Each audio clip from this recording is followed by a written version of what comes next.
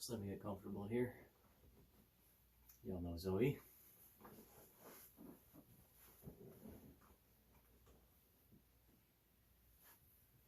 Okay, so how are you today? She was in Wyerton with my sister and my father.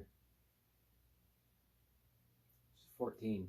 I haven't said that before. I said it now. Anyway, so I had a nice dinner for once. I haven't had like meat, like decent protein in weeks, and you can really feel the difference. You know, that's one of the greatest. Some vegetarians and vegans will be like, "Oh, it's not really a challenge. You just keep eating legumes and whatnot." But when you're on a budget which is basically zero, it's very expensive to be a vegetarian. What can I say? You know, there's so many products that have meat or animal byproducts in them. So you know, it requires a lot more logistical efforts, and you know, I imagine that you get used to it after a while. But it's that, you know, the people that I don't like are the condescending ones, and that well, they shove it down your throat as if it's a virtue. That's just not directed towards Moby at all. I still like Moby, like even with his tattoos. Personally, I would not make that choice. But hey, man, that's you. I love you for it. Let that flag fly, honestly. And the two chapters that I'm going to do now are belonging and to win. You know, there's a lot of especially within my own lifetime, I've observed so many different instances. I'm going to do this backwards. I'm going to do talk about the chapter on winning first, and then I'll do belonging. Because you know, winner, chicken dinner. That's what I had today. I had my chicken dinner. I had my Thanksgiving chicken dinner with my mother at Swiss Chalet, and it was you know, I was positively stuffed as I put it to the waitress. You know, with a piece of pumpkin pie. And I'm not an elitist, you know. I'm really not. You know, if I'm a pescatarian, if I have the choice. You know, I prefer to eat seafood. You know, meat now is so expensive. I prefer to eat mostly salmon or, you know, mollusks, lobster, crab. You know these. If I can afford lobster, anyway. Yeah, tuna. You know, different, not bluefin. Naturally, like a lot of fish, I prefer to have that most of the time, or like, say, a nice pork loin. You know, the neglected parts of the animal. I'd rather use those and be happy with that, because everybody goes for the choice cuts first, and then there's so much waste. It is just absolutely terrible how much waste is produced by the food economy and the mass production farms, the scales at which, you know, if we're going to go down this way, because of the competition, you know, or at least identifying like who gets to eat basically in society, right? Why am I? Because I can't fit within this game that has been constructed, that we call you know, an economy, or what we call economy, or economics. You know, because I'm getting you know, I'm not getting I wasn't getting any recognition, and I wasn't getting any head nods. I wasn't getting anywhere, despite all of my efforts to do things as low cost as possible, because you know, the smartest people don't spend money. The smartest people in the world don't spend money. If you want to, if the easiest way to become a millionaire is to start with 10 million, to spend your way down and waste. And as an anecdote, like during COVID, the beginning of COVID, they were concerned about the animal transmission, how many animals were slaughtered and buried in farmers' fields. I heard about this.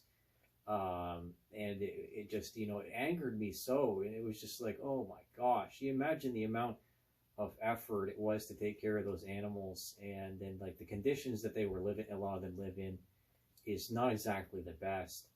Ideally, I'm again, food waste is a sin to me. It really is. It's just, it's an insult to creation. And, the whole slaughterhouse thing, mass production is, it's uncomfortable. And I know that there's rendering plants all over the place that do something with that do something with the animal carcasses when they die of natural causes, and that there's, it's a disgusting job, but someone's got to do it. There's a lot of disgusting jobs in life that we have to do that give people a leg up in society because they pay so well, but they don't get any credit. Me myself, and being an aircraft mechanic, you have to clean out, if you're doing an overhaul, you have to clean out the human slime, right? The aircraft doesn't always come in fully groomed, and like this hierarchy of skilled jobs, and that is the competition, so here's the thing, is that cooperation is implicit to competition. Everyone has to agree on the same rules in order for it to work. Isn't that right, Zoe? And intimate relationships are not a competition. They're not supposed to be a competition. They're not supposed to have a scoreboard of grievances and wins, right? So that's what Charlotte's talking about in this, is, this couple is whining and complaining about who's making the chicken dinner and who's cleaning it up, and all the roles and the nitpicking of each other in order to have a leg up on the other person, as if it's winning. And then one of the quotes in here is very poignant, because I see this too, is that eventually, over time, every win is an incomprehensible loss. Or I'm paraphrasing here.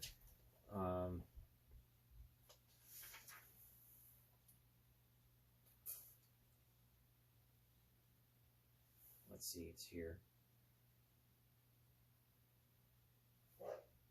And talking about rivalry and so on and so forth.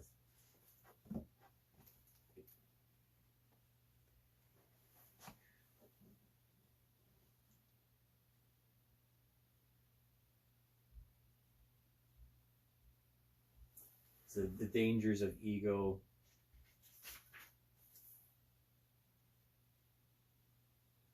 Of Pyrrhic victories. Okay, I gotta let the dog out. I'll be right back. Ferris victories. Pyrrhic.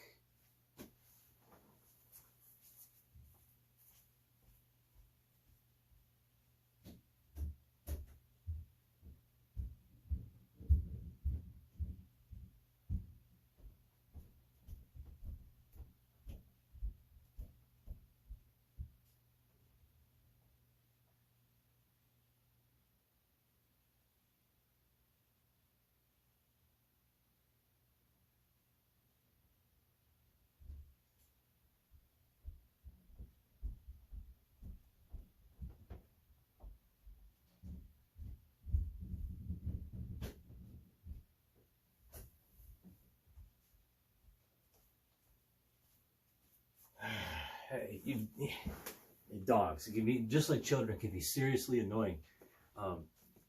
Just bark at the door to sniff the air. I wish I had a doggy door. Anyways, Pyrrhic victories, and one of those scenarios of competition within relationships that I'm going to talk about, right, in response to this, is the battle of who could care less. I'm indifferent. You can't hurt me, and so on and so forth. The the indifference. She talks about this in here too, about the desire to win, and performance, and inadequacy, and only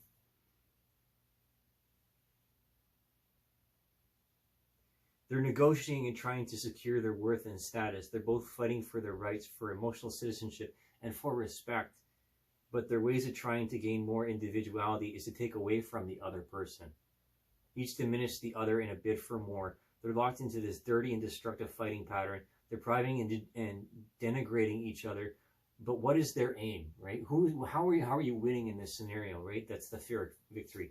That by the time that it's over, each party is so diminished that you didn't feel like you won anything, right? There was no joy in it. Now what can I say?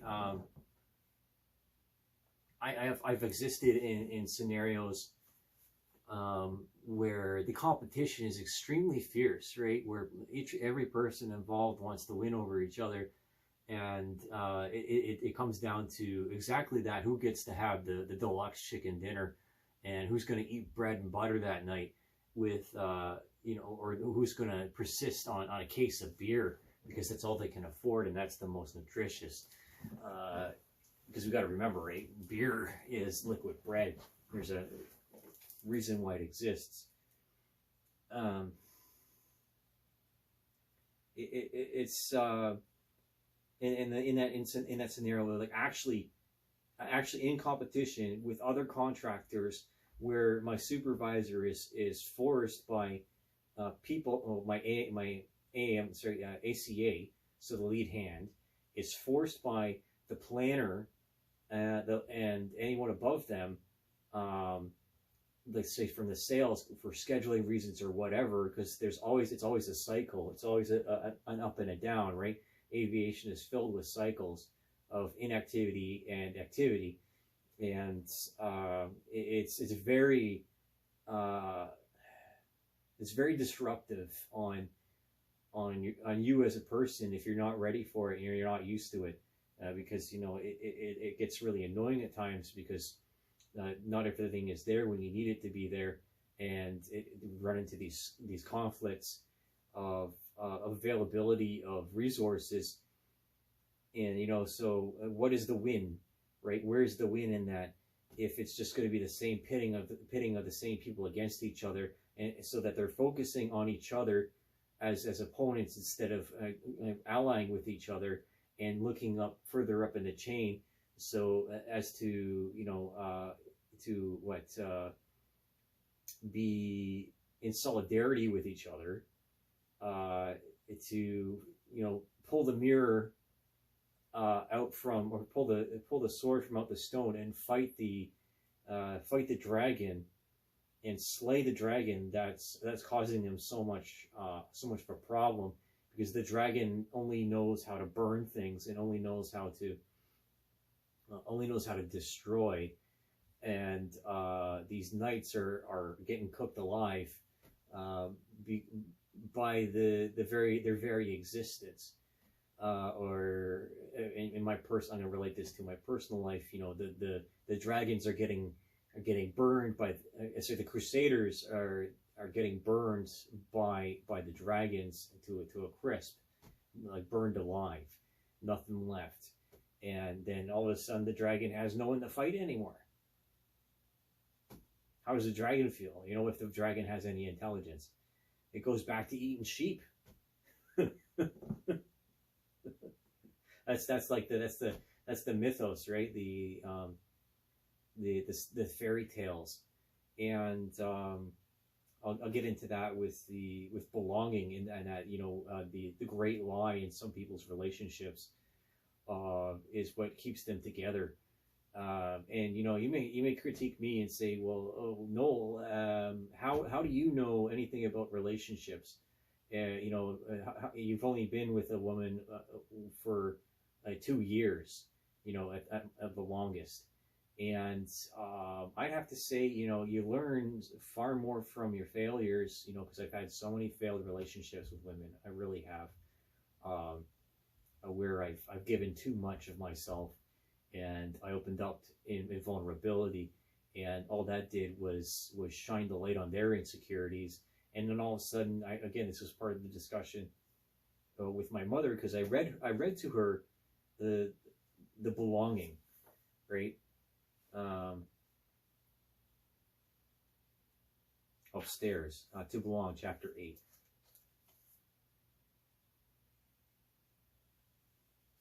And then we talked about it, after dinner, because this fight for space, individuality, and we all die, right? At the end of the day, what does it matter, right? This is why sometimes I don't care about my rating on chess.com. I really don't.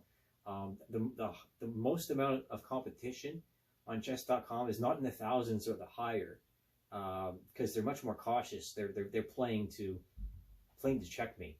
They're not playing for attrition. The people at the lower levels play for attrition, right? They try to eliminate as many pieces as possible. And in an actual chess competition, yes, that's effective with timed tournaments, because if it comes down to a draw, whoever had the most pieces, the most points first, is going to be the one that's declared the winner, unless you can come to a checkmate, right? Within, or whoever times the other person out. And I absolutely enjoy. I get the most enjoyment out of it, destroying other people's egos. I really do. Humbling people is vastly more rewarding than winning.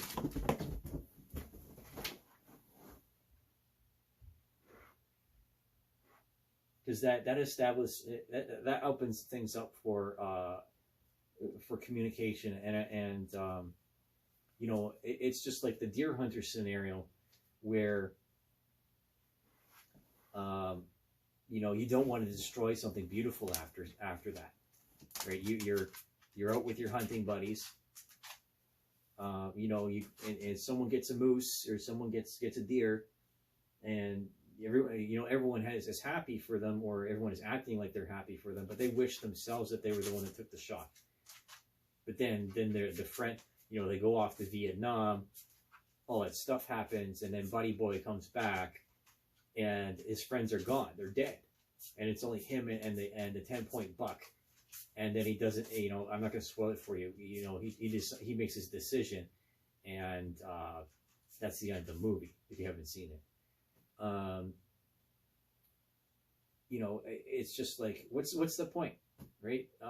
Winning is great, but define a win, right? By what measure and at what cost? It's important to know and to understand that. And again, I'm going to loop back, going to touch upon what I was just saying, is that intimate relationships, or any kind of business relationship, even within capitalism, is not about destroying at least ideally, is not about destroying the competition. It's about finding some means of cooperation, and not from just because only good ideas survive in the market of free enterprise, and that's the way it should be. A competition breeds innovation. If you can come up with a good idea, and you can ally yourself, and you can connect, which to connect is the next is chapter 10, and you can connect with someone else of the same mindset, then fantastic. May you both prosper. May we both prosper from the innovation. It's where it's when the jealousy comes in between, and the desire to destroy.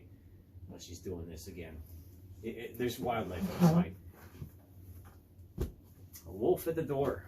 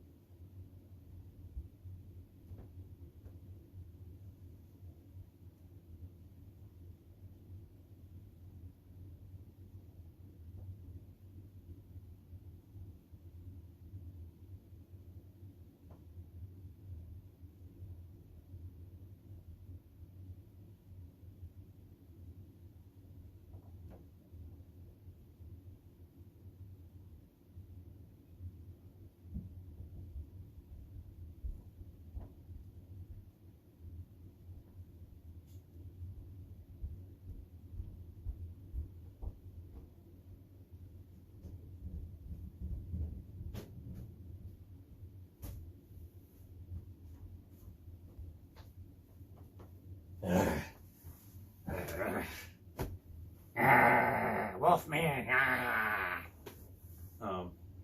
Yeah. Anyways.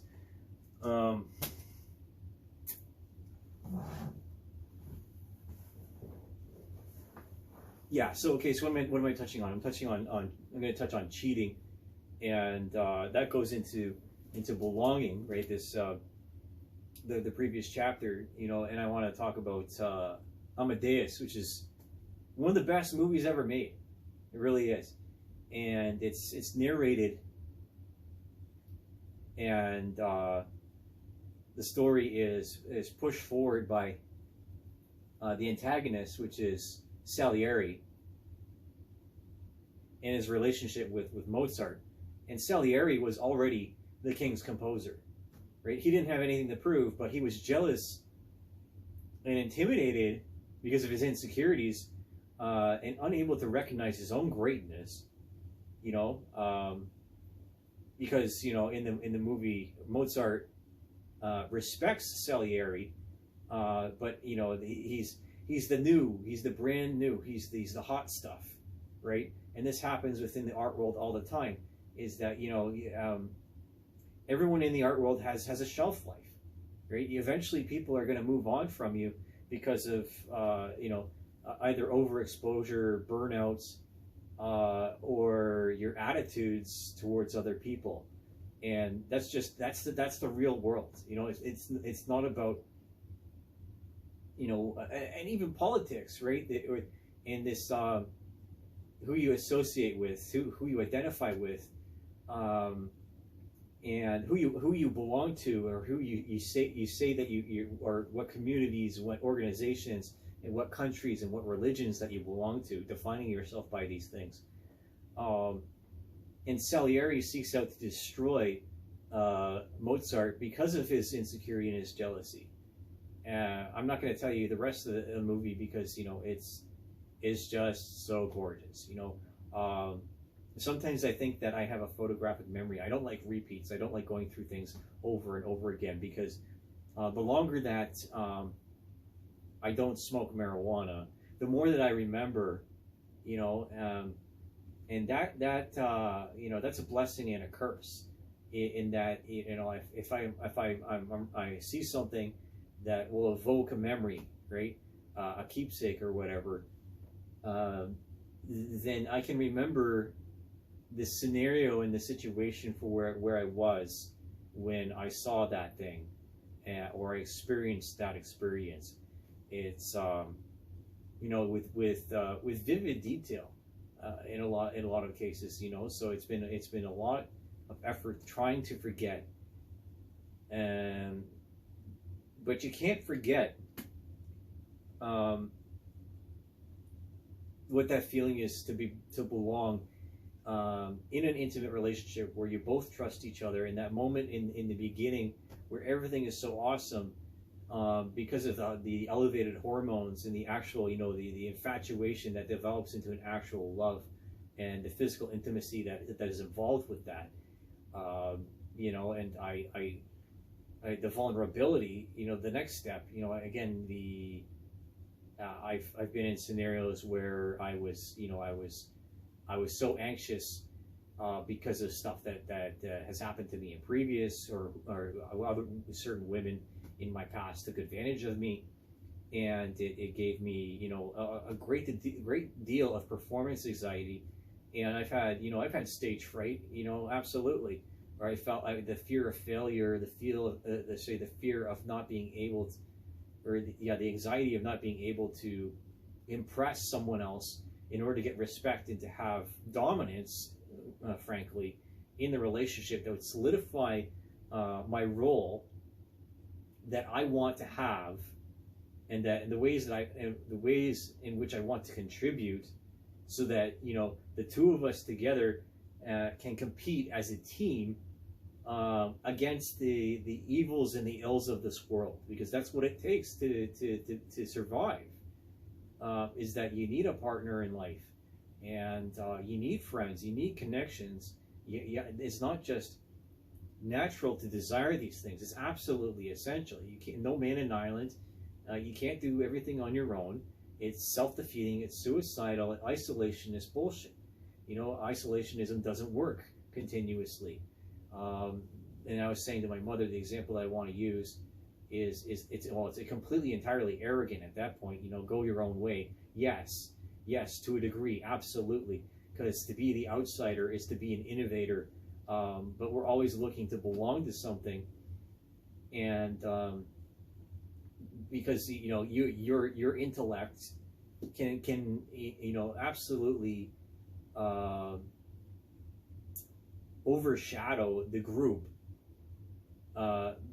intelligence, or you know the norms and the tribal knowledge of that group, for which you know you're trying to impress, if you are, you know, or you're being peer pressured into conformity, in order to establish, you know, a group identity, you know, so that again that you're all on the same page, and loyalty and so on and so forth, trust, respect, dedication, all of these great qualities that we want to encourage in our society and other people, especially our partners in life. Like, you know, for my woman, or say for my dog even, you know, I want these things from, but I want to enable and give the freedom to my dog and to my family and to my spouse,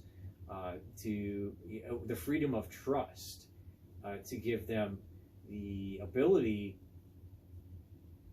and the security to do great things, where in instances where I am not capable, or I'm not as adept, or I'm not as skilled in a certain way, right? You know, again, so then the belonging part is talking about a couple.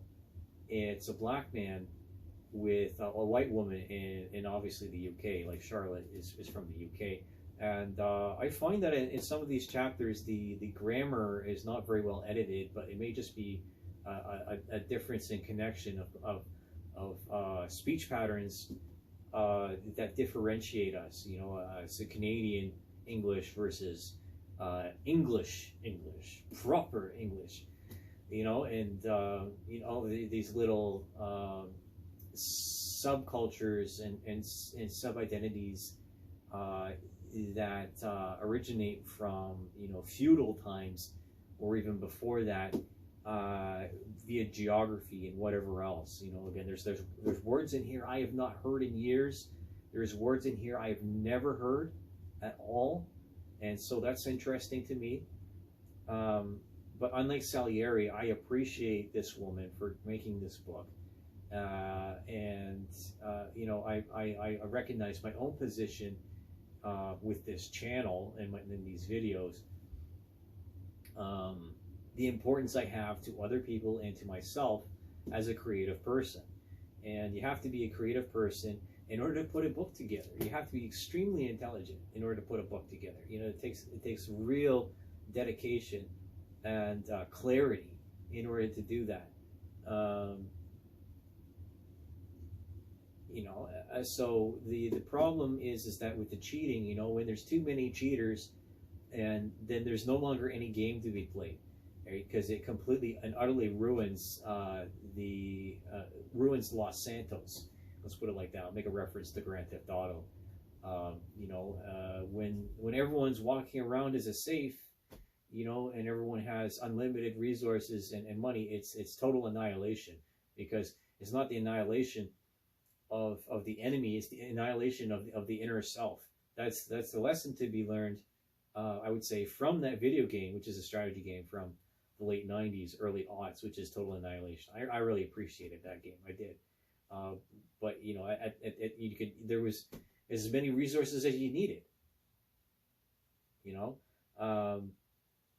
this is like, you know, I don't see this as a reinforcement, the chapter of belonging, or as necessarily an outright support of the institution of marriage, but you know, 1 and 1 is fair, okay? Because if we keep going towards the tipping the scales towards, you know, the battle of the sexes and the social movements of, oh, feminism is winning, you know, the future is female. we're going to have, this matriarchal view of society, and we're going to win. We're going to take things over. We're going to make things better. But at the end, again, this is something that I feel personal connection to. How many relationships that were solid have been destroyed by these social movements and these questions of character and identity and belonging? How many people?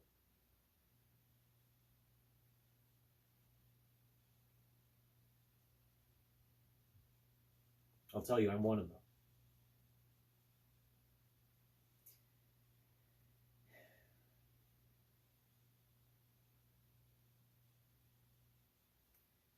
And associations of, say, the cultural Marxism, the gender identity, the sexual identity, the whole gamut of this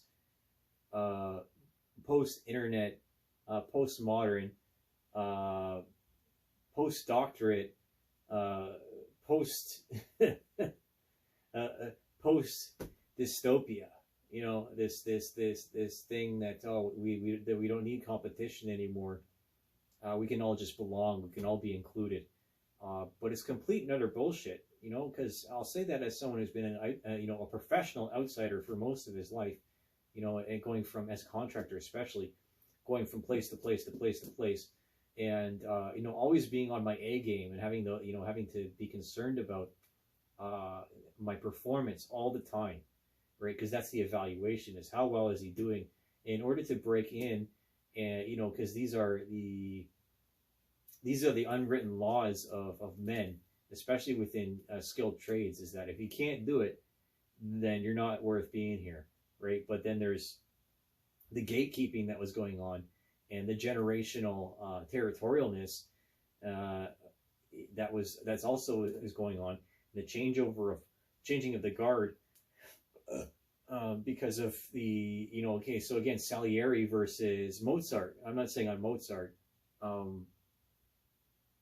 but the no one actually wins in that scenario. Everybody loses, and again, this is happening within aviation.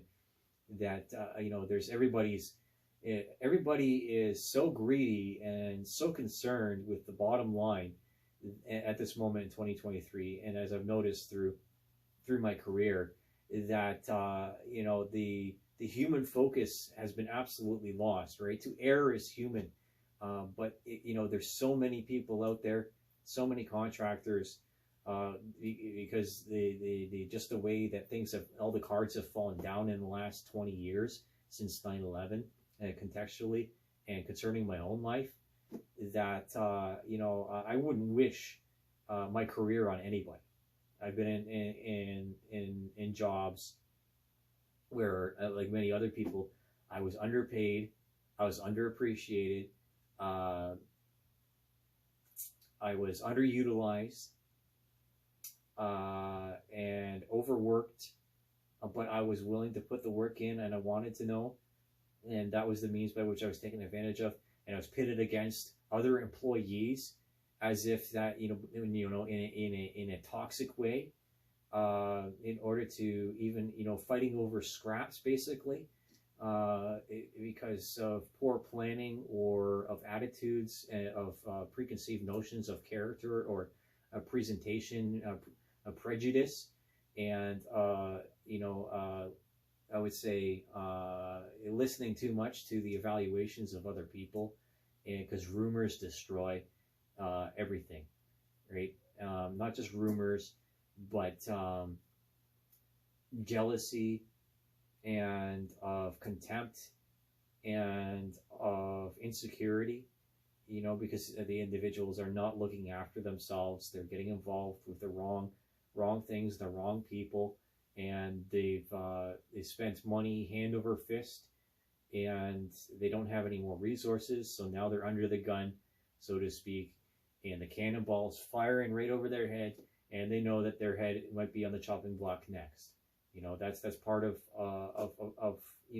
nature to begin with, because you can't do away with the natural order of things, and of the law of the jungle, right?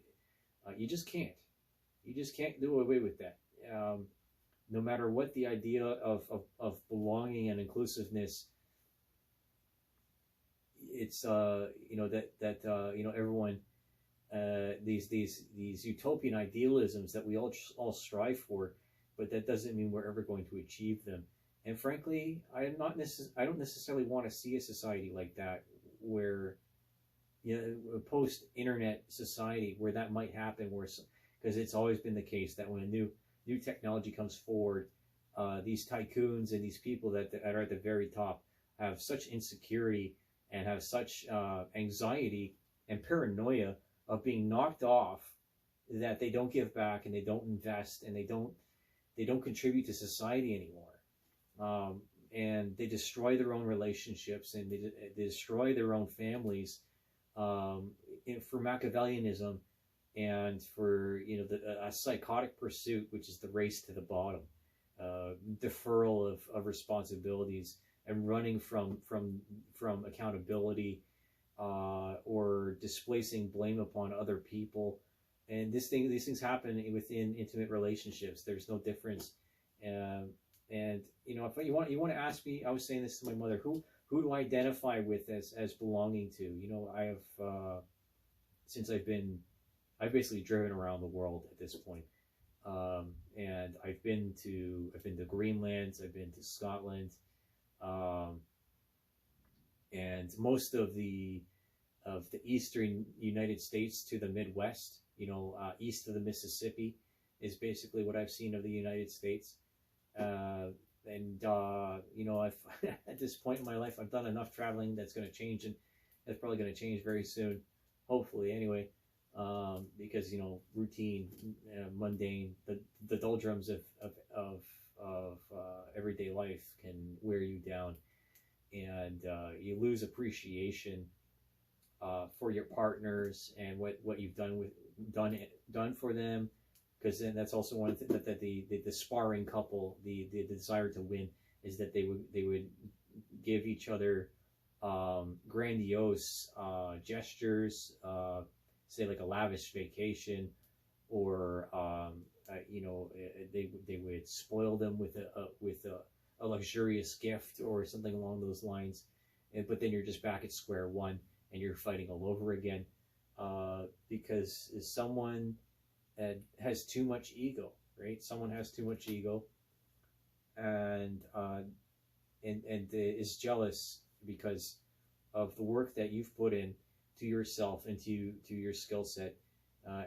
But they shouldn't be jealous. They should be happy. Again, I'm repeating myself here, because belonging, as they're talking about, in how what's his name? We'll get his name out of here.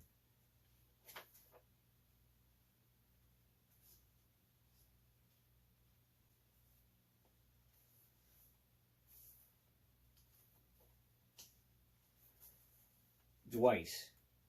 Dwight he's a sunny side up kind of guy. He's just like the character from The Whale. He's annoyingly positive. He doesn't want to visit the negativity.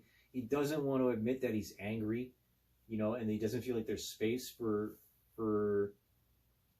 that, because he doesn't want to be like his father. His father was suffering the blues, as he says, invulnerabilities and so on, and trying to avoid these things. And that's what, I would say, again,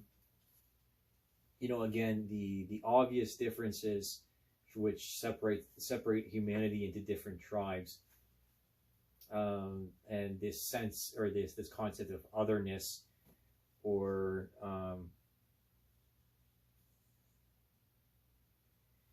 this hubris of definition of, yes, here's my hyper respectfulness.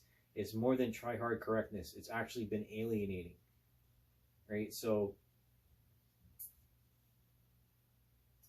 here it is.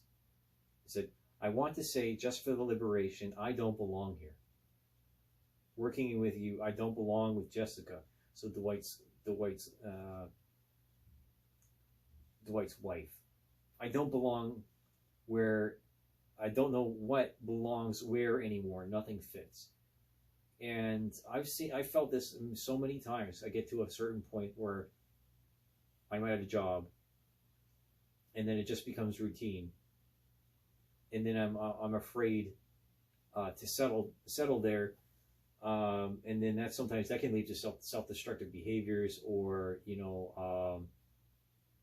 interpretation, arrogance, because, well, I don't have my license. I don't compete at the pro level. I'm one level below, so I'm in the Toronto Marlies. I'm not in the Toronto Maple Leafs, right? I'm not quite in the NHL just yet. I'm in the AHL. I'm the second pick of the second draft, is sort of thing.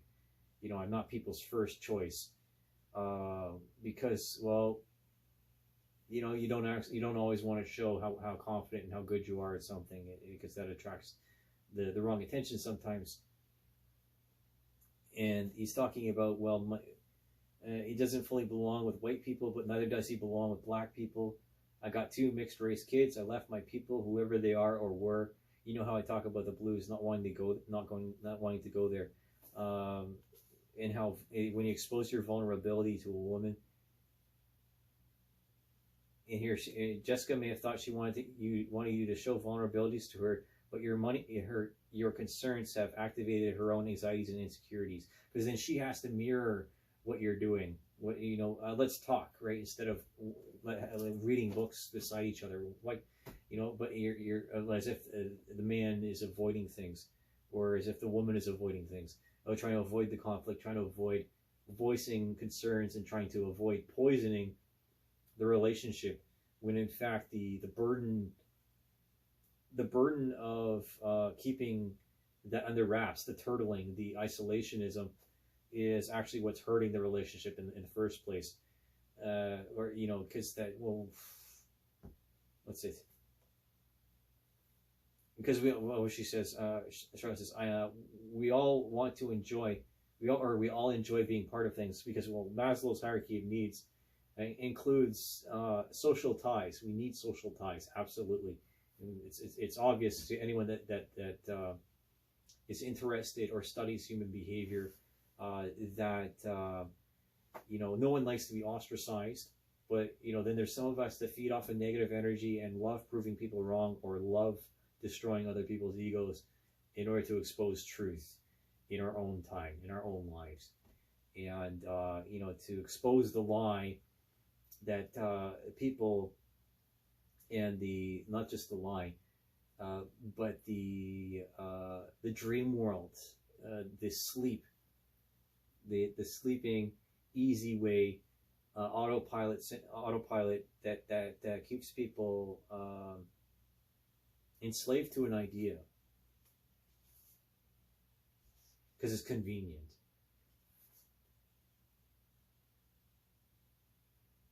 He's talking about betrayal, and when something happens, when cheaters happen, you felt betrayed by her. She became the villain of your story, at the same time that you have continually insisted that you've forgiven her.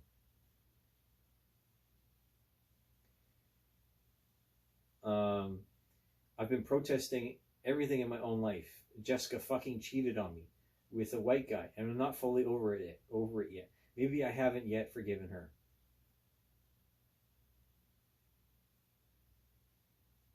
You're never too old for this. You're never too old to fight for who or what you believe in. That's part of North American society, and part of any intellectual free society is that we allow people the freedom to associate, or freedom to travel, and so on and so forth. A right of assembly. But then there's people that want to constrain the rules even further, and eliminate dissent. And again, this is always the ebb and flow, and the churn, of outer space, the dominance fight, and the ego, and the nepotism, and the belief that you're better than someone else for any certain particular reasons, because of initiation rites, or of heritage and so on and so forth, which, you know, to a degree, which I've touched on in the history of propaganda, is that there's geographical associations to intelligence, and that there's, you know, with every, this is a stereotype that every ethnic group has a different average IQ, and that's absolutely true, and that it's actually dropping within North America, the average IQ, because of the convenience of our technologies. And, you know, I've said this before, this is why immigrants laugh at us, because we're so distracted by these tools that we don't even remember how and what to talk to each other about. And so then you have these issues where, you know, your partner is seeking out validation or affection, because the other individual is not dealing with their shit in a conductive manner, and it's harming the relationship because they don't have the knowledge, and they don't have the tools in order to take on the Leviathan in their own life, to chop the head off the Medusa after shining a mirror in its face, because that's the accountability, right? Every person, every individual is responsible for the constituents and the contributions to the society. You know, to expand on this further, and turn this one into a large one, because, you know, I'm rambling on. We're going to be close to 50 minutes now,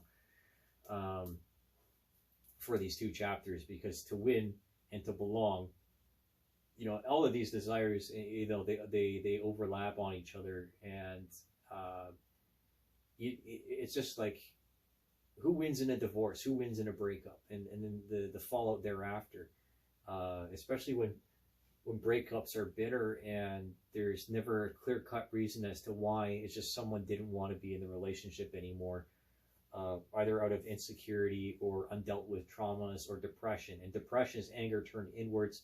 That's touched on in here, is that, again, you're angry at yourself for not doing something about it, not being proactive, not communicating, not having the courage to be vulnerable, and becoming a coward, right? Where the physical intimacy is not matching, and it's not working. You try to initiate, or it just doesn't feel right. You know, the body connectivity is reflecting the inner turmoil of the retreat, and the hurt and the disrespect of the other person. So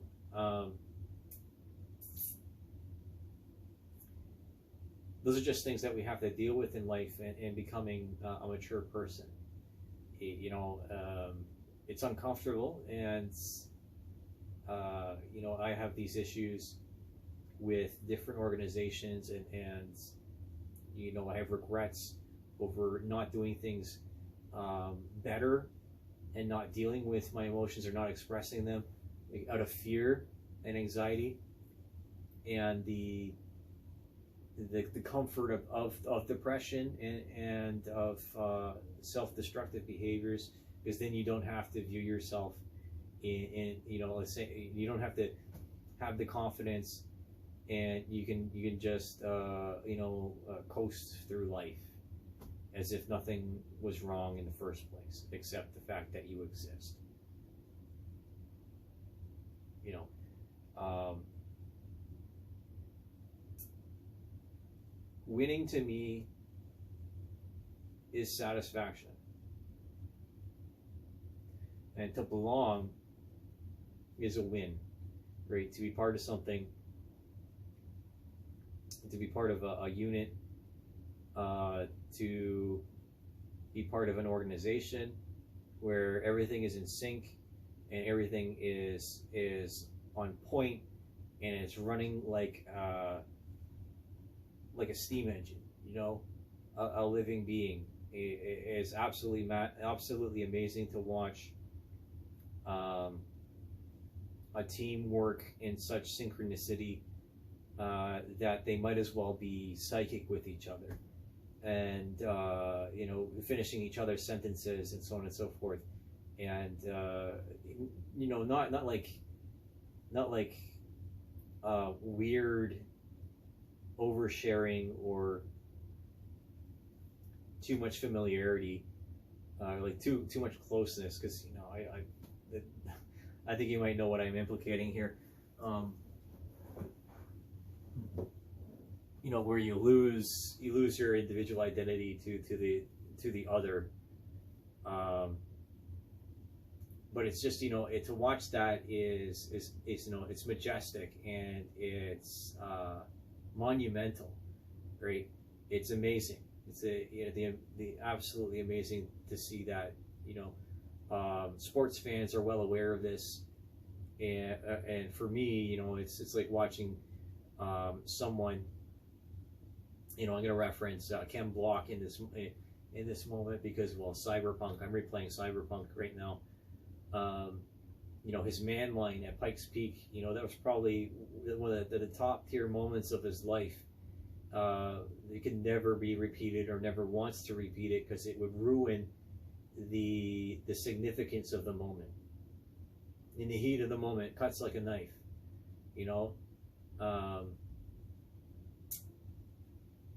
That's winning, right? And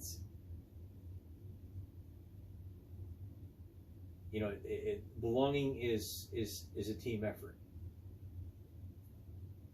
And as I said before, I'll end this here. It's only natural to desire these things, but the anger comes out of, and resentment comes out of,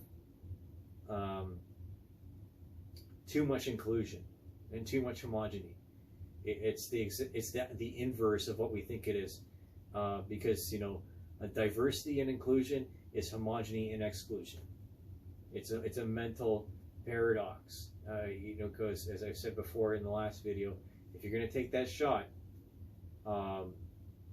someone's in competition with you and they want to win. They want to assert and not only their territory, but their security for their future and for their families. And you, no matter what, may always be interpreted as the invader, may always be interpreted as the assaulter, the killer, whatever else, the disruptor. And there's nothing that you can do about that. All you can do is enjoy your own victories with the people that actually appreciate you. And that's one of the greatest challenges of all. Anyways, thanks for watching. We'll see you in 2 chapters. I'm pretty much, after this is chapter 10, and then the things that we're not supposed to desire.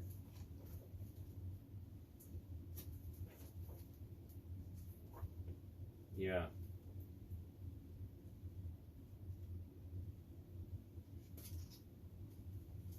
Yeah. That's that. Have a good night, and yeah, we'll see you soon.